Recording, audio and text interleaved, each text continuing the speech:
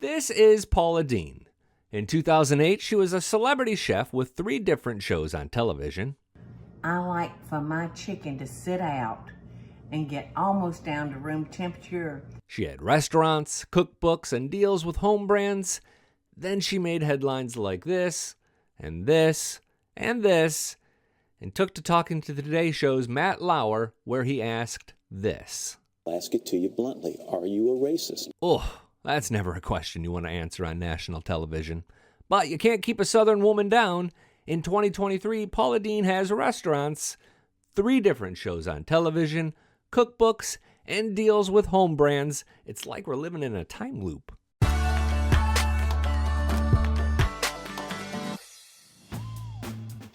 I'm Billy Dukes, and that Matt Lauer clip is really weird in 2023 because he's now a disgraced journalist due to inappropriate sexual behavior in the workplace. Dude did a really good job grilling Paula, though. Any doubt in your mind that African Americans are offended by the N-word? Paula really spirals here, talking about young people using the N-word and how it makes her skin crawl. Then she's crying as she talks about her 7-year-old grandson. I've had to hold friends in my arms while they've sobbed because they know what's being said about me. It's not true. I linked to it in the description below. Quote, "I is what I is," she said, crying, speaking directly towards the camera. I'm not kidding, y'all, it's a trip. Quote, "If there's anyone out there that has never said something that they wish they could take back, then please pick up that stone and throw it at my head so hard it kills me," Paula pleads. So what did Paula say? Well, she used the N-word. Or at least she admitted to using the N-word. And she might have also asked employees to dress up like slaves in Aunt Jemima, the syrup lady, until America figured out the character was based on a black stereotype. Stories from former employees came flooding in, including a woman named Dora Charles, who worked with Deen for 2 decades, and the celeb called her a soul sister. Charles said that Deen grossly underpaid her the entire time. But let's take a moment to parse through all of this before we get to Deen is doing today. If you're in a hurry and you're dying to know what Deen is up to, I dropped some time codes in the description section below. Please consider tapping the subscribe button while you're there. And if you leave a comment, be respectful of your fellow viewers' opinions. Paula Deen's self-made story is actually pretty inspiring. She married young, developed agoraphobia and anxiety, but she learned to cook to cope.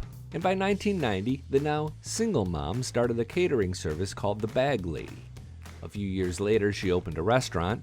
Then in 1996, she opened another one in downtown Savannah.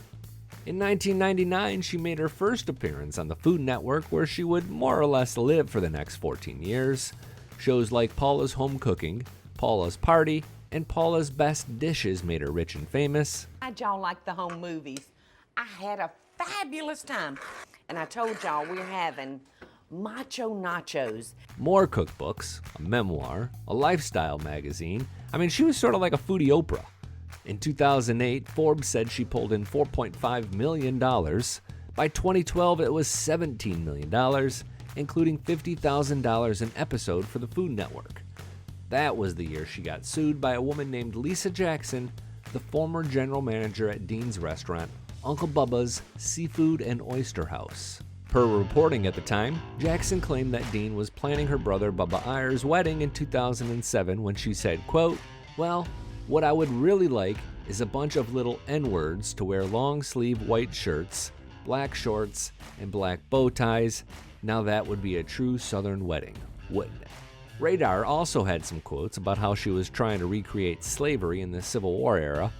Additionally, Jackson sued for sexual harassment, and in court, Ayers, who ran the restaurant, admitted to watching pornography on the job and generally being a bad boss. The place would close 1 year later. Deen denied saying the N-word in that instance, and the judge did toss out the race discrimination lawsuit because he said nothing that was said towards Jackson, who is white.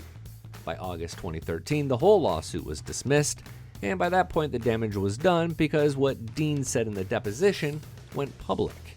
Per CNN, a conversation between Jackson's lawyer and Deen went like this. Lawyer: "Miss Deen, have you ever told racist jokes?" Deen: "No, not racial." Lawyer: "Have you ever used the N-word yourself?"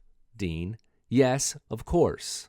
She'd add that she once said it while telling her husband about a black man who robbed a bank that she was working at. He had put a gun to her head. Lawyer: have you used it since then?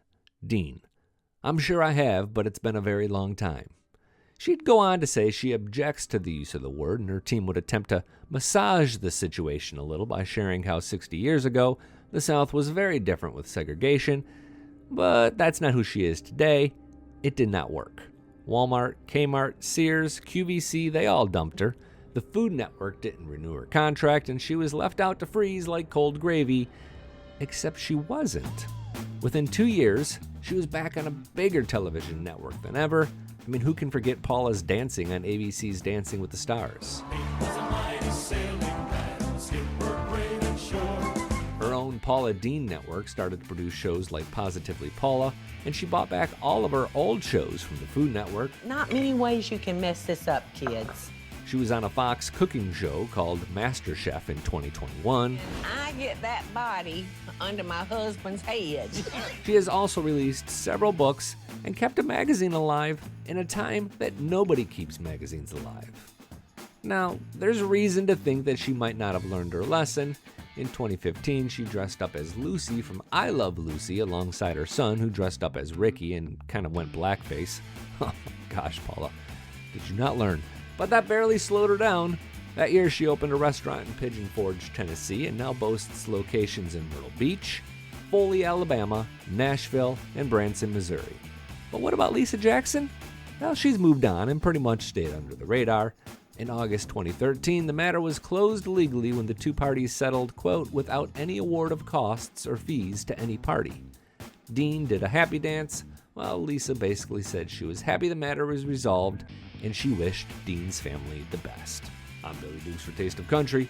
Thanks for watching, and thanks for subscribing.